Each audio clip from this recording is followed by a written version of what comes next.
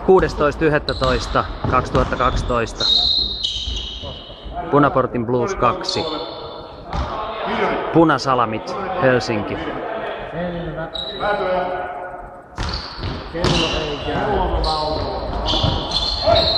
Lasse Vuorinen 2 pistettä.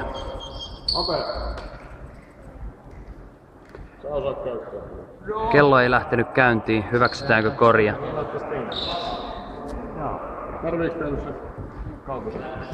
Pientä alkusekoilua, mutta ei mitään hätää. Punasalamit on aika paljon nuorentunut siis. Viime vuonna ne oli 60-vuotiaita, tänä vuonna ne on 30-vuotiaita. Eli ne on nuorentunut vuoden aikana 30 vuotta. Se on kunnioitettavaa. Karnosiinitabletit saattavat olla yksi syy siihen. Tohtori Tolosen terveystuotteet.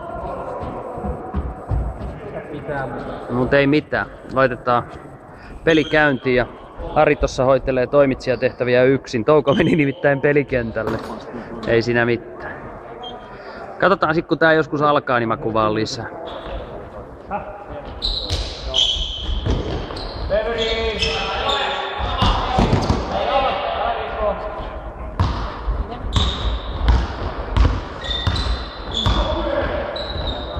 Hyvä katto! Oi, oi, oi. Oi, oi, oi. Siellä oli hyvää kuvion yritystä ekan jakson lopussa, mutta lopulta pallo läksi jonnekin. Sieltä katkoo Igor Jakovic. 10 sekuntia ensimmäistä jaksoa jäljellä. Syöttö Vuoriselle laitaa. Äliuuppi. Matti Heikka missaa äliuuppi, mutta Igor on paikalla. Jakovic 2 points. Ja vapari päälle. Sitä kutsutaan meillä päin täyspingoksi. Täyspingo Igor Jakovic. 6 sekuntia aikaa. Tilanne 24-12 Pupille. 5, 4, 3, 2, 1. Tööt.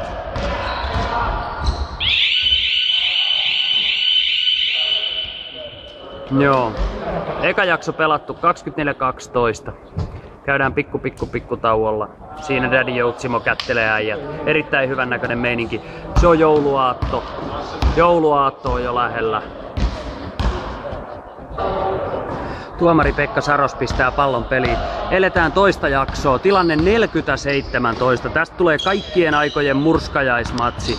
Pup 2 näyttää nyt Punasalameille, että kyllä tää homma rupeaa olemaan sillä kukko isosti, niin kuin legendaarinen pupitoimittaja Johannes Iäs aikoinaan sanoi. Heitti 6-3 häneen. Ja kirjoitti lehteen Hämeen Sanomiin, että Johannes Iäs heitti 6-3 ja peli oli sillä kukko.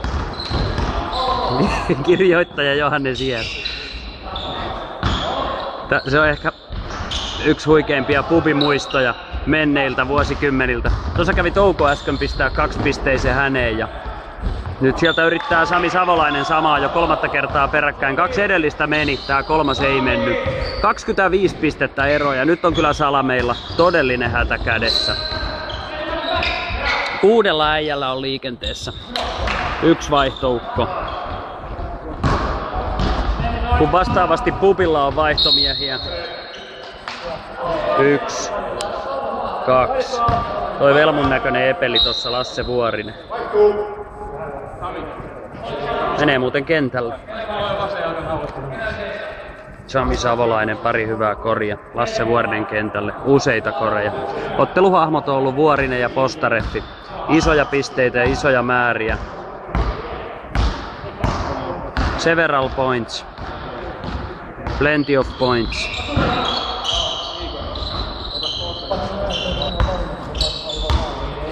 Eletään toisen 10-minuuttisen loppuvaiheita. Viimeistä minuuttia ennen puoliaikaa. Tilanne 50-19.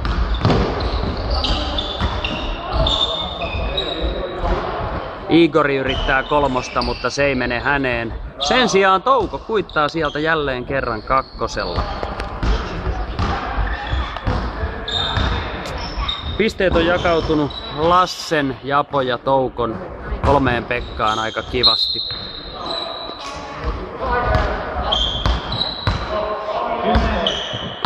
Kymmenen sekuntia. Toista jaksoa jäljellä. Sieltä lähtee 3. Se ei mene häneen. Pari sekkaa.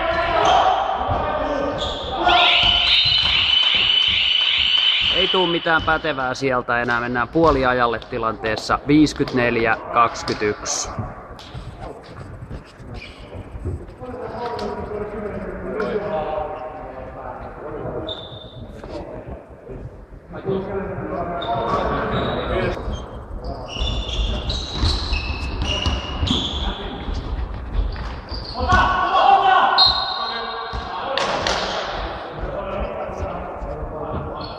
Kolmas jakso puolivälissä. Tilanne 61-24 Pupille. 44 Jukka-poika syöttää. Ja tekee saman tien screenin siihen Lassen taakke. Screeni ei hyödytä mitään. Ja Lasse rikkoo. Hyvää perusliikehdintää Jukka-pojalta.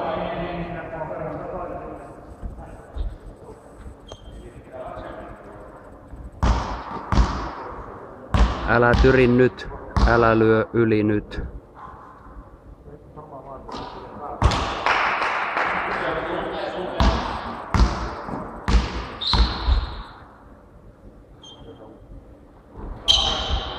Käy koulut ja hanki pätevyys.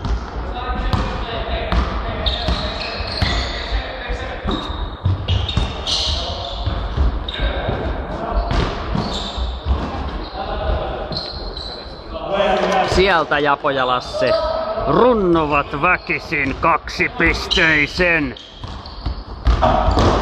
Joo. Kolmatta jaksoa, minuutti 20 jäljellä. Mä sain just puhelun Pupin ykkösvalmentajalta Petu Big Dog Mattilalta, joka halusi vaan tietää, että miten jätkillä menee ja mikä siinä oli sanoessa, että 69-28 ja näyttää siltä, että Daddy Joutsimon voittoprosentti tulee olemaan se 100 tässä vaiheessa ja Igori on vapariviivalla. Petu käski sanoo terveisiä, että se on taatusti vetänyt enemmän kolmosia kuin Lasse Vuorinen tänään. Höhö, höhö.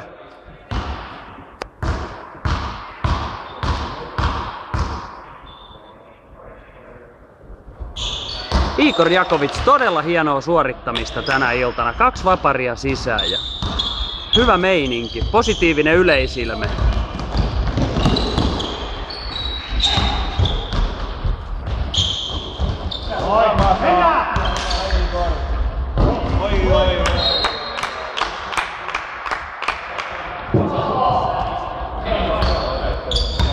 Viisi sekkaa kolmatta jaksoa jäljellä ja sieltä pyöräyttää, muiluttaa. Vaan eipä sen kummempia. 71-28. 1 jakso jäljellä.